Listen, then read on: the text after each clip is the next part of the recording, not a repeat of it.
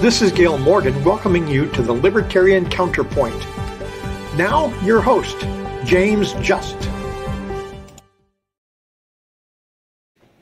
And thank you for joining us today. With me is John Cameron in the middle, Richard Fields down on the other end. And gentlemen, Russia is all in the news this week. We are recording this on Monday afternoon, just to give a timestamp because these things change rapidly.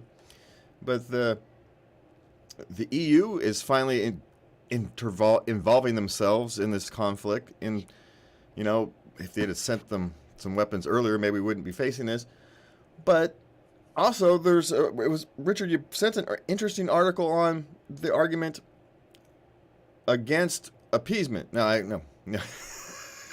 Maybe you can explain that one. You sent an article that actually is kind of in favor of appeasement. It's against the arguments against Anyway, it's an article refuting the Munich argument in favor of getting involved.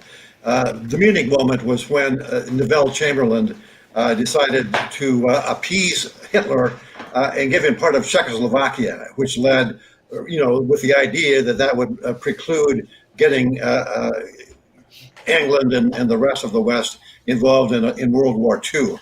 That, of course, did not work. Hitler took Czechoslovakia and said, thank you very much, and then went on to invade Poland and the rest of Europe and then Soviet Union.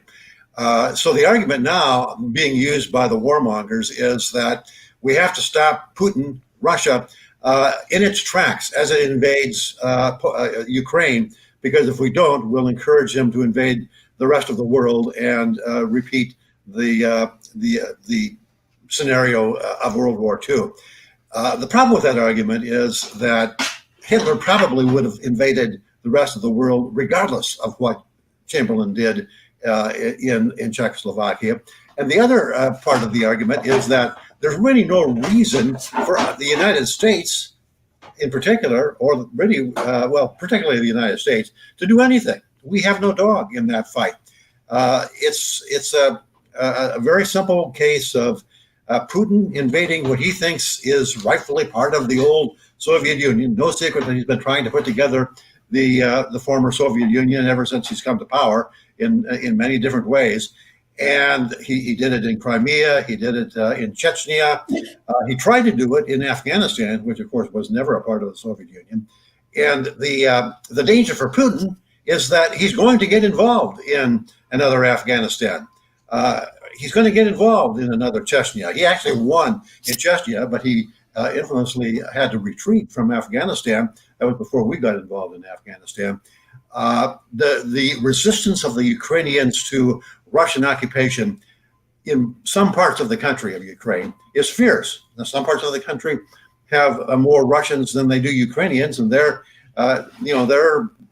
not really opposed to the Russian invasion. But the Russian invasion, particularly of Kiev or whatever, however it's pronounced these days. I hear it pronounced as Kiev, but I always thought it was Kiev, but whatever.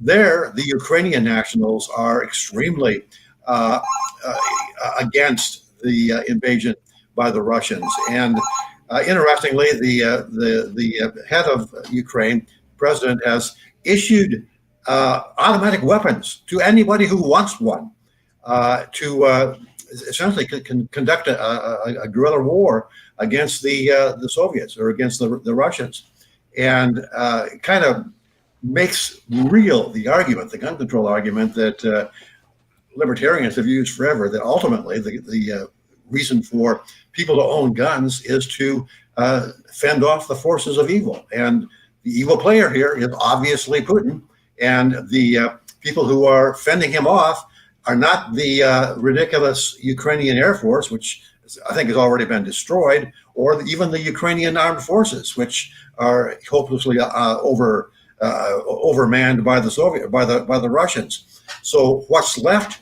is a grassroots guerrilla effort by the people of Ukraine to prevent the occupation of their country by the Russians. And it's so far, from the reports that we're hearing on Monday, the resistance by Ukrainians has been fierce. We hope it continues to be fierce. We'll see. Well, I want to add my 2 cents. You're wrong. No.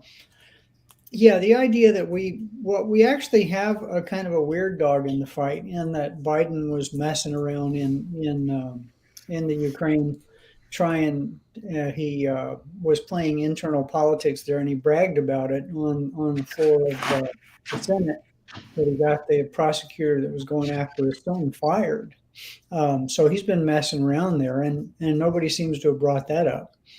The other thing that's going on is that, well, we don't know whether we're getting information or misinformation or disinformation from anybody. What I'm reading in UK Telegraph and some other normally pretty believable foreign news sources is that the Russians are doing a horrible job. It's a logistical nightmare for them. They're running out of food and fuel for their vehicles, and they're disorganized, and they're getting lost, and lots of Russian troops are just deserting, and that's what their reporters are telling them. And then the war, from what we're getting through nationalist propaganda radio here, they're saying that it's very unpopular in the Soviet Union. So, but I don't know if it is or not, or if it makes a difference, because Putin has the power. He's not really, doesn't really care about the electorate. Himself every year. So I think it's actually pretty hard to invade a country. Unless they just roll over and play dead. And, the Ukraine has always been a thriving, they're tough people. And Stalin realized that when he started to collectivize. The biggest resistance to it in the 30s were the Ukrainians, and he starved 4 million of them conservatively to death because he didn't want that thorn in his side. And the other thing is, Richard said that their Ukrainian Air Force is basically non-existent. From what I'm reading in typically pretty good foreign press, is that surprisingly, the Ukrainian Air Force is still flying and inflicting damage on the Soviets, which is weird since they should have radical air superiority. There is basically a volunteer hacker collective around the world going after anything having to do with Russia, Russia's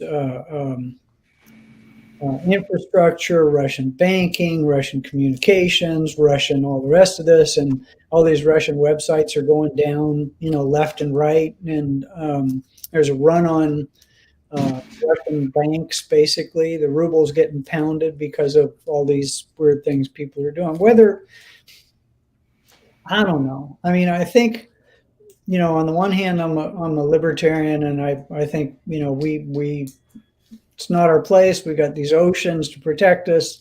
On the other hand, if you're a little country like the Ukraine and you got a big bully next door, and the big bully decides to take over, who's going to help? And if the big bully can just take anything at once, then sovereign, and so we can get in this discussion about borders and whether we need them as libertarians. Probably not.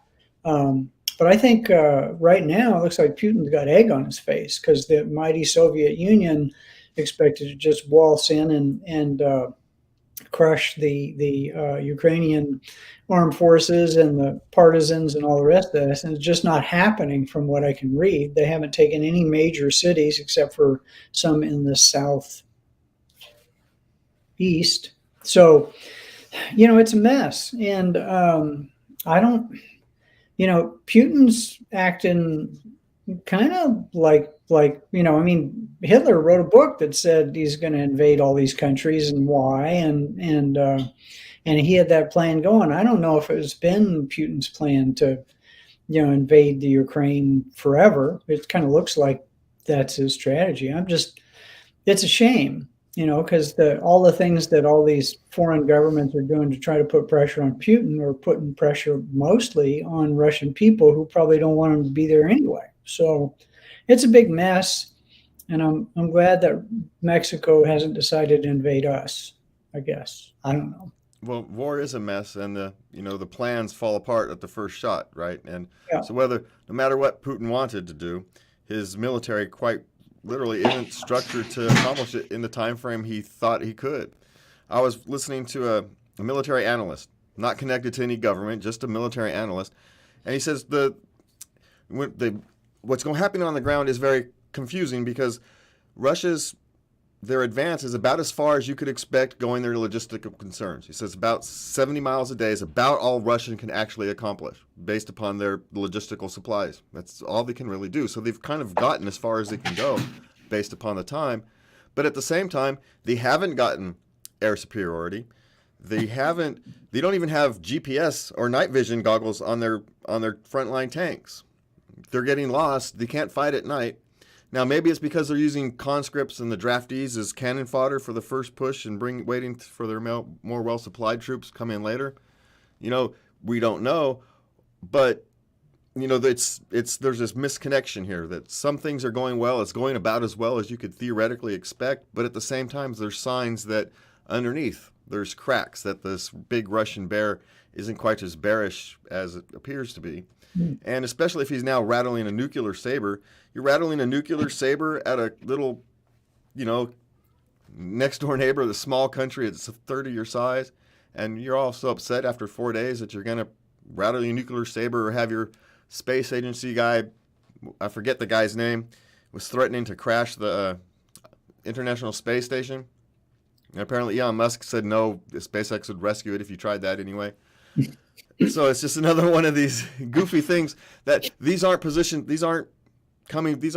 moves that are done by people who are speaking from a position of strength. And so it's a very strange time. But lots of hubris going around, I think, is what's happening. He thought he was going to walk in with minimal resistance, and he got more than he was bargaining for. Can they eventually win? Sure they can, but at what cost? I think is. And are they willing to pay the price to win? I think Putin. Anyway, we're spending an awful lot of time on a foreign war, but I think, Putin's one of those guys that doesn't like to have egg on his face, and I'm guessing one of the things that hurt him worst is they took away his position as one of the presidents of the International Judo Federation. That's probably hurt him more than anything that U.S. banks could do. So, the Japanese were quite miffed. They said, no, you cannot be president of the Judo Association anymore. Good judokas do not do things like this. So anyway, I didn't really think that I was going to see a land war in Europe in my lifetime, other than some skirmishes, and I am seeing it. And I didn't think I was going to see I don't know if we're going to talk. Well, to me, John, the scariest thing is Germany starting to rearm and trying to that. There's some. That might be the scariest thing from the whole thing. That might be actually the scariest thing to come out of it. An armed Germany would scare the hell out of Putin. That's a dangerous road to go down. But talking about a dangerous road to go down, or maybe a dangerous road to get off of, is a better explanation for this one. The California school mask mandates are going to be removed on the March 13th, I believe was the date, 12th or the 13th. And of course, why they're going to wait till the 12th or the 13th is beyond me at this point, but they're still going to be strongly recommended. Well, I know why they're going to wait until the 12th or the 13th. That gives all the teachers unions time to organize their strikes. You don't want to just, say it's going to be tomorrow, because then all those biggest donors don't have time to organize their strikes. California Teachers Union, California Nurses Association, spend huge money to buy their puppets in office, and he's got to give them time to organize their strikes and sick outs and walkouts and all the rest of that. So, what the heck? You got to be good to the people that pay you. Well, at least they're removing them, right, Richard? Well, what's interesting about not just in California but nationwide is the fact that the CDC, the state governors in blue states, everybody is kind of beating a hasty retreat from the whole rhetoric of the lockdowns. Fauci is nowhere to be seen. The analysis of libertarians retreat. going back to the earliest months of 2020, which is that the lockdowns are disproportionate to the threat, that the threat is real. COVID is a real thing. It's a serious thing, but the lockdowns are causing more harm, or will cause more harm, than the lives that are saved. That is something that the powers that, as John puts it, we let be, have, I think, finally figured out, but they'll never admit it. They'll never say, we have been wrong for 2 years, we apologize, go back to business as usual. They're just sort of slithering away in the fog of the headline sealing Ukraine war. That's what's going on. And, for these mask and vaccination zealots, the Ukraine war couldn't have come at a better time. It hides the fact that they are retreating from their ridiculous positions. Yeah, and we touched on something. Hopefully, James, we can cover it. We spent an awful lot of time on the war. We could spend 20 shows on the psychological, emotional, physical, and financial hardships imposed upon children in direct non-relationship to their ability to get sick and die from this thing. But we know for a fact that certain segments of the population have been really hit by the lockdowns the worst. And the idea that the government will never admit that it made a mistake and say mea culpa and what can we do to fix it. Basically they just use this thing as an excuse to ram through a bunch of pork barrel giveaways to people and assume more control over the economy. And everybody knows that. I mean, I was talking to liberals and before when the vaccines were being worked on, and everybody agreed that the vaccines would come out the day after the election if Trump, lost, and that was actually the case. So there's been so many politics played with this thing that it's just disgusting, Yeah, and the price has been paid for for small businesses, especially those owned by minorities and women, and especially anybody who was once poor, trying to get out of being poor by starting their own business, has had their legs cut out from underneath them. Meanwhile, corporate America, the Amazons and the Costco's and the Targets and so forth, they all stayed wide open throughout the lockdown period. It was a case of those who had lobbying muscle and political muscle saying, you can have your lockdown, but don't lock us down. We won't let that happen. They didn't. The politicians paid attention to who was lining their pockets, and Target and Amazon and Walmart and the rest of the corporate behemoths got a good percentage of their competition simply wiped out with very little chance of coming back anytime soon. Well, not just wiped out, they were dehumanized. By calling a certain group of people essential workers, you're calling all the rest of them unessential. And that is just a crass dehumanization. And we've seen that just continue during this whole process. And we said here that, you can never go wrong by focusing on fundamental human rights. And when we strayed from those fundamental human rights, we created all kind of damage, and as these recent studies have shown, for essentially nothing. We've caused all kind of damage and hadn't even gotten anything good out of it. It's not like we even saved many lives. We ended up costing far more damage than we saved. And we knew it because we didn't focus on fundamental human rights. And it's that refusal to focus on fundamental human rights that we thought that, we're going to protect people by violating other people's human rights. And so that can never, ever work. Whether it's dealing with a pandemic or dealing with a warmonger, fundamental human rights is the thing you have to focus on, because that's the foundation that a civil society is supposed to be based upon. Yeah. And we've lost it. Yeah, when you've got Robert Kennedy agreeing with Rand Paul on the whole approach to the pandemic, that it's a widespread resistance to this misbegotten public policy. Yeah, well, when at the beginning, the Barrington Project got stifled in the news. You couldn't find it if you looked for it, and links to it were blocked. And these were people right at the very beginning who said what this minor government functionary organization, the CDC thing that suddenly assumed all this power, is doing is fundamentally wrong. And these were people who were near Nobel laureate, and I think some of them were Nobel laureates in public health and in immunology and in virology and all these other fields. I mean, the big brains from Oxford and Stanford and Harvard and all the rest of us came out and said, quite frankly, the initial data says that who's at risk are people with lots of comorbidities and very old people, even older than Richard and me, even really old people, and protect them and let everybody else live their lives, because everybody else, according to the data that we saw even 2 years ago, wasn't at risk. But anyway, and data done by a Johns Hopkins study just in the last couple of months proved that it was a study done on various countries, various states, comparing the results of the lockdowns and the mask wearing and all the rest, and the vaccination rates. A comparison showed that all of the CDC recommended procedures had at most a 1% or something like that, a minuscule difference on COVID death rates, not to mention the fact that the lockdowns caused death rates from other causes to go up. Yeah, that was Johns Hopkins. I mean, it's not some Mickey Mouse, radical study. That meta study really kind of brought it all home.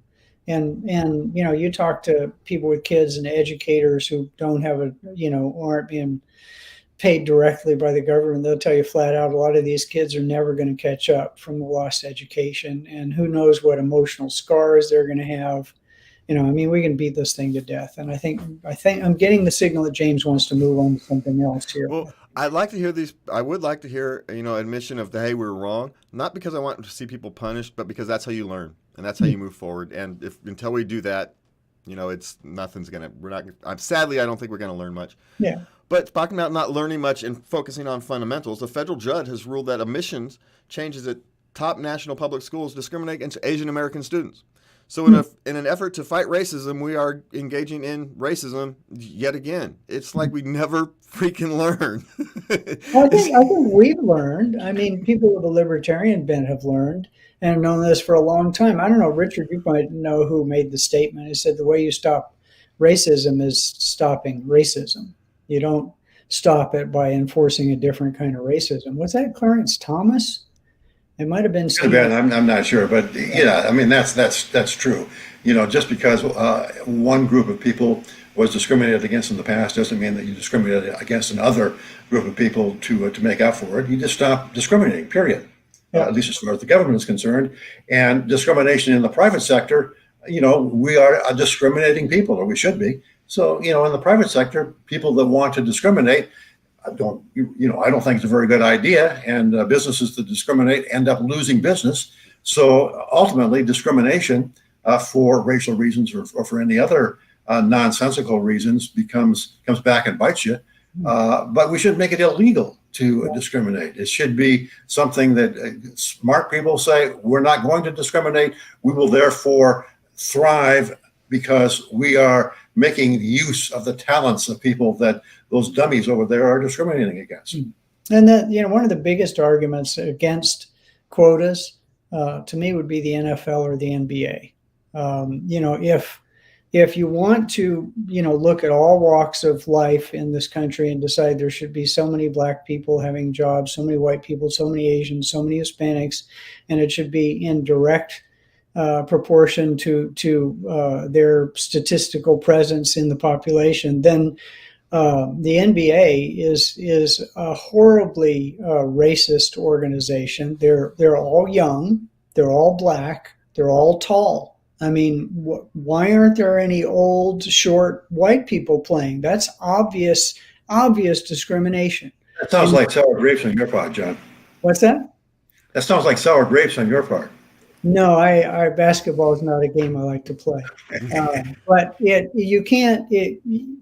it's ludicrous. The idea that in one arena, one very, very competitive arena, that talent outs and that there are some natural advantages to certain groups of people that will help them if they're disciplined and their diet's good and they get good coaching to succeed at an extraordinary level. And then saying, but that does not apply to intellectual capacity, that a cultural bias toward hard work, discipline, and education should be punished, whereas in the sports arena it should be rewarded. It's crazy.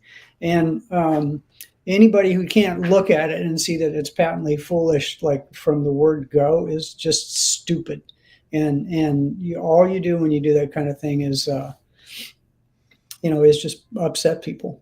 And I'm glad that the Supreme Court, I hate that the Supreme Court has to venture into everything because the government's got its fingers in everything, but I'm glad, that the courts are stepping in and saying, no, that's unconstitutional. You can't do that. It's just still a 1950s version of race, if you ask me. As someone who's raised an interracial family, whose grandkids are more interracial than my children, this kind of view on race in another decade or two is going to be irrelevant, because you're going to have half the population are going to be interracial, and the rest of the population will have, at least be married into a family that has at least interracial, if not, completely racial on. It's a dying mindset, but yet we're clinging to it like there's some value to it. I have a theory about why we're clinging to it.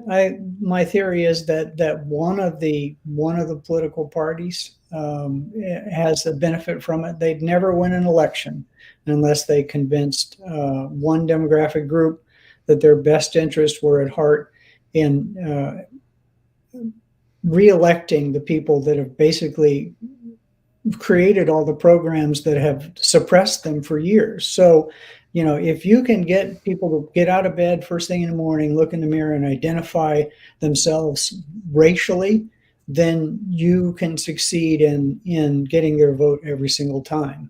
I don't jump out of bed, look in the mirror and go, well, I don't look in the mirror first thing in the morning because I don't want to get scared. But I don't jump out of bed and say, I'm a white man. I mean, that's not how I identify. And so any government can't succeed in putting me in this little box based upon my race, because I'm not going there. But if you can succeed in putting people in that box, making them identify that way, goading them into it, leading them into it, constantly bombarding them with information saying, your lot in life is completely derived from the color of your skin, then you got their vote. And that's why it's going to continue happening until it stops working.